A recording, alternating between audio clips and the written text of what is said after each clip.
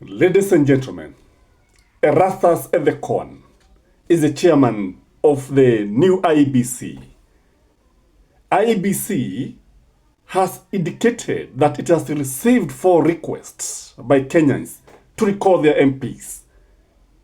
And the constitution allows that an MP can be recalled if there are enough ground, if the voters are not satisfied that such an MP is not performing as to the expectation of the voters.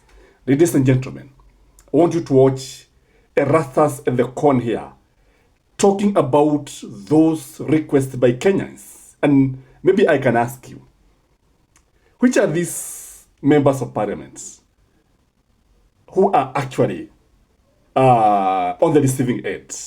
Because I know there will be many. But before that, I want you to watch Ethekon here. What's going on online, Kenyans are actively discussing this subject of recall. So we currently have roughly 4. We will look at them once we go back to the office. So going forward, of course, it's the right of every Kenyan to exercise that right of recall under the Constitution. And as IEBC, we will be there to do that which we can or which the law allows us. We will receive those petitions, we will examine them, and then we will, of course, respond to them accordingly. Who are these members of parliament? I can guess. One is Wamobi.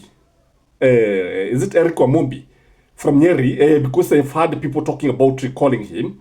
There is Kimani Ichung'wah. I've also heard people saying that Kimani Ichung'wah should be recalled. There is Esther Passaris. You know, Esther Passaris and her bill that people should not demonstrate anywhere near parliament, anywhere near state house, anywhere near the president is, anywhere near their vital installations, and very far away from the CBD. And there's also another one from Meru. Is it Dawood? Something like that. That one already is in public domain.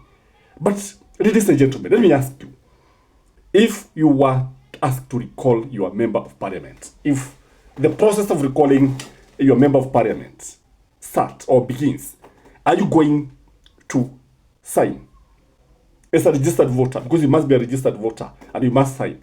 Are you going to sign? How many people would sign here? Maybe you can say, I will sign in the comment section. I'm for it. I'm going to say, haraka. Whatever you are going to say to see that you support this. For in my case, I think it is good. When the framers of Constitution were writing that clause, they knew that some members of parliament would be wanting. If you look at our parliament today, as I said in one of my latest videos, when I said that Justice Mugambi had advised the Chief Justice to constitute a very judge bench to see if parliament would be dissolved. Many people were very, very happy with this and they were for this idea. And now, we are now actually talking about recalling. Recalling. Would you recall your member of parliament? Now, I want to say this about recalling. These members of parliament, these politicians, these leaders have not realized that they are actually dealing with a very different kind of generation. This is a very, very different generation. Wale watu ambao wanaongozwa ni watu ambao wanajua, wenye elimu, wana mengi, wameona mengi, they are very social, they interact, they are techno-savvy, they are tribeless. These are the kind of people that William Samoei Ruto is leading. And I can tell you, a time will come when somebody will run away from State House, even from Parliament, until they work. I think Kenyans will not rest. What I'm saying here is that we have a new era of people. We are living in a new era where people are politically conscious. The consciousness is real, is with us. Sio kama vile zamani ati wakati walikuwa naitwa nani? Walikuwa nasema barabara iwekwe nywea because they could not be able to describe the tarmac. Wanataka barabara iwe nywea. Such as you walikuwa chotora and the others. So we are living in a very different era. Kenyans are very, very informed. Number two is that the voters, the modern voter, is very assertive. Very assertive. They know what is theirs. They know what, as a member of parliament, you're supposed to do. They know that you're supposed to represent them. They know you're supposed to oversight the executive. They know you are supposed to make law, amend law, and do all that pertains to a member of parliament. So they are asserting themselves. They know that the power belongs to the people. Sio zamani pale ambapo ati sijui rais ameongea sijui nini. No. We are living in a different era. And the modern voter is very, very assertive. And he knows what should be done. In fact, they don't ask for bribes. They don't ask for favors. They know that as a member of parliament, you are supposed to do your work. The other thing is that, if you ask me, recalling a member of parliament is a vote of no confidence. It is telling you that you have no confidence with you. And I can foresee a situation where we are going to have very, very many by-elections. The other thing is that we are likely to have mini elections before 2027. Mini election before 2027. Because the IBC was just formed the other day.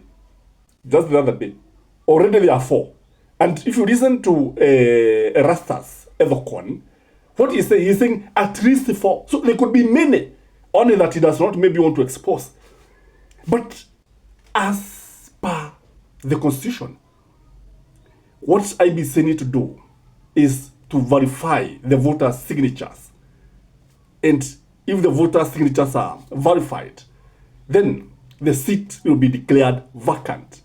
And within no time, we are going to have many by-elections. There will be many.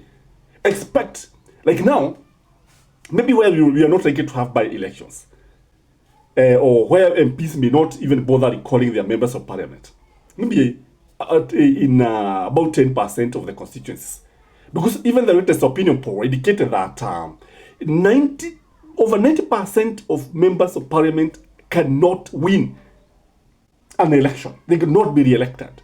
And even those 10%, they are not even sure whether they'll be re-elected back to parliament. We are living in a very different time. Times are different. People are different. The other thing is that, we have 2 years to go to the elections.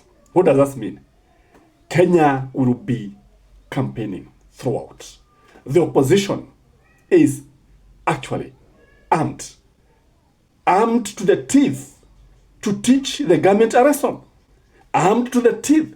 The voters are armed to the teeth with their ballots, with their IDs. Because 2 years, it means before even IBC settles, it will be election, election, election throughout.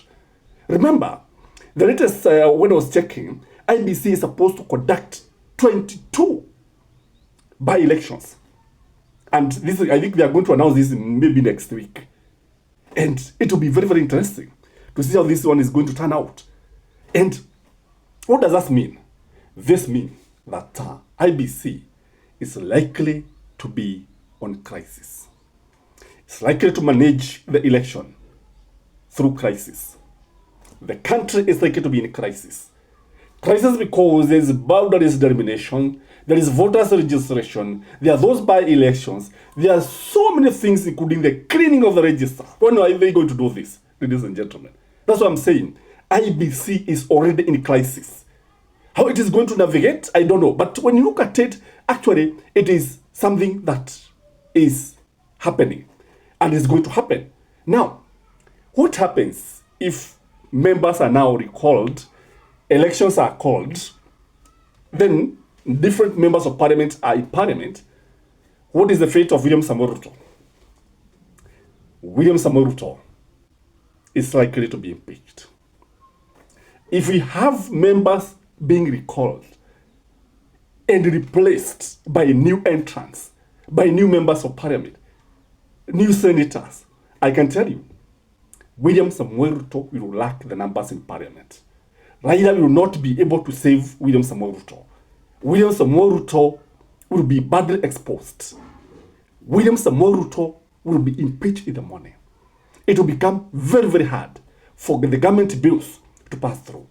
And William Samoei Ruto has no option other than working for Kenyans. In fact, in countries where systems work, citizens do not bother who is leading them. They don't even bother. And in fact, I was asking somebody who is the Prime Minister of UK, and he didn't know. That shocked me. He didn't know. I was the one who was telling who is the Prime Minister. But in Kenya, Ruto is known by all the names, baptism name, nicknames, by both young, old, and children, everybody. They know the name of William Samoei Ruto. Not that he has been performing very well, but because Kenyans have been crying because of the many demonstrations that you have seen. Ladies and gentlemen, members of parliament are in hot soup. Are they going to be roasted by the voters? What do you think, ladies and gentlemen? And please remember to like my video, remember to comment, and enjoy your weekend. Bye-bye.